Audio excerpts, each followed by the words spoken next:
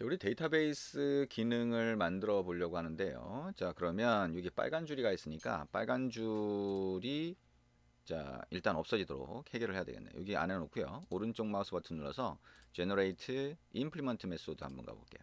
그랬더니 저기는 on create하고 on 업그레이드가 필요한데요. 자, 우리 헬퍼라고 하는 거는 실제 이 앱을 사용하는 사용자의 단말에 이 데이터베이스 파일이 기존에 있냐 없냐를 구분한다 그랬죠. 그래서 on create, on upgrade가 구분돼서 실행된다 그랬어요. 자동으로. 그래서 버전을 가지고 우리가 만약에 앱의 버전을 올린다, 데이터베이스의 버전을 올린다라고 했을 때 이전 버전의 데이터베이스가 있냐?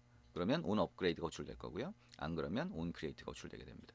OK를 누르면 두 개의 함수가 이렇게 메소드가 추가가 됐고요.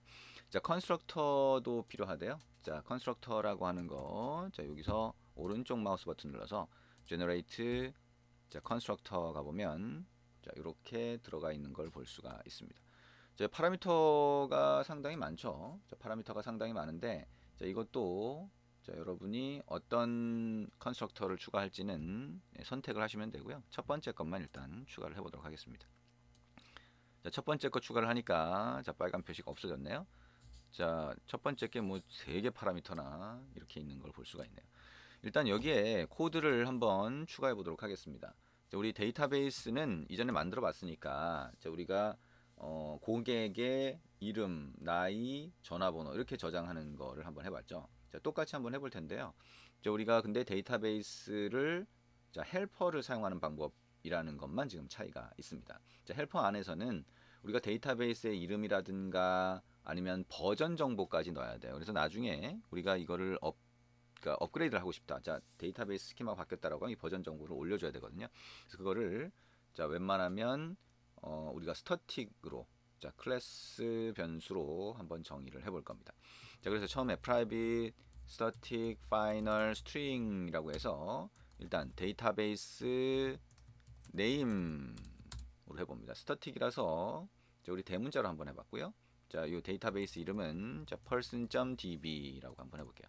파일 이름이 되겠네요. 그죠? 자, 그 다음에 private, static, final, int라고 해서 데이터베이스 버전 이렇게 넣어볼게요.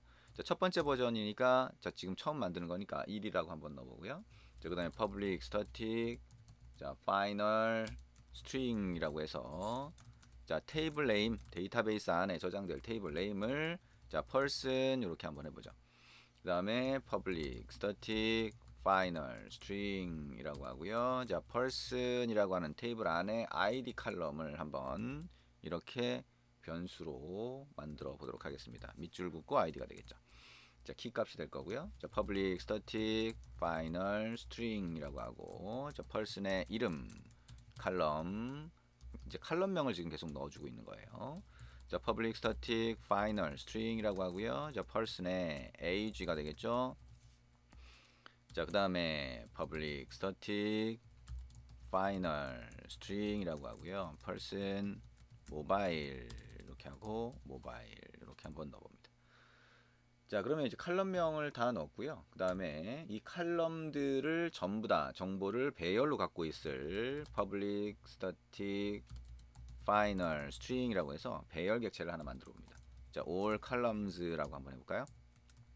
all columns라고 하고요. 여기 중괄호 해서 자, 위에 있는 자, person의 id, person의 name, person의 age, person의 모바일 이렇게 넣어주면 모든 칼럼이 들어가 있는 배열 객체가 하나 만들어지게 됩니다.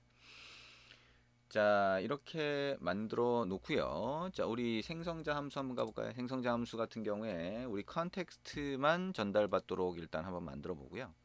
자, 컨텍스트만 전달받는 생성자를 하나 추가를 해보죠.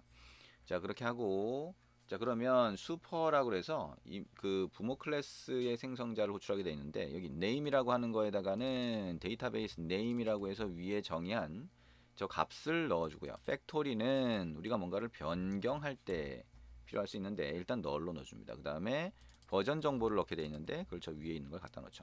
자, 이렇게 하면 데이터베이스 헬퍼의 컨텍스트 객체만 넘겨주면 자, 데이터베이스 헬퍼라고 하는 객체가 만들어지는 게 되겠죠.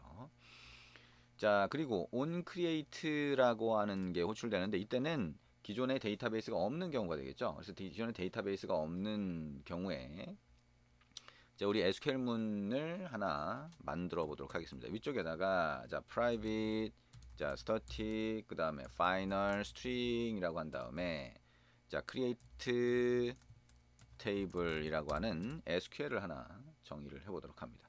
자, 여기다가 자, 이렇게 만들어 볼까요?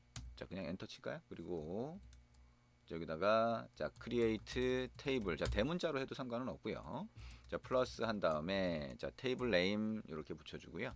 그 다음에 소괄호 해서 여기다가 플러스 기호를 붙여줍니다. 자, 소괄호를 하게 되면 거기에 이제 칼럼들을 쭉 넣을 수가 있죠. 그래서 person id를 넣고 자, 그러면 칼럼 이름이 들어갔을 거고요. 자, integer primary key라고 하고요. auto increment 이렇게 하면 자동으로 증가하는 칼럼이 되겠죠. 플러스를 또 붙여주고요. 그 다음에 person name이라고 해서 자, 이름하고 그거의 타입은 텍스트 한 칸 띄우고 여기 스페이스 한 칸 띄우는 거를 꼭 해주셔야 되고요. 콤마도 잘 해주셔야 됩니다. 여기 한 칸 띄우는 거를 제대로 안 해주면 그러면 SQL 문이 잘못 만들어지겠죠.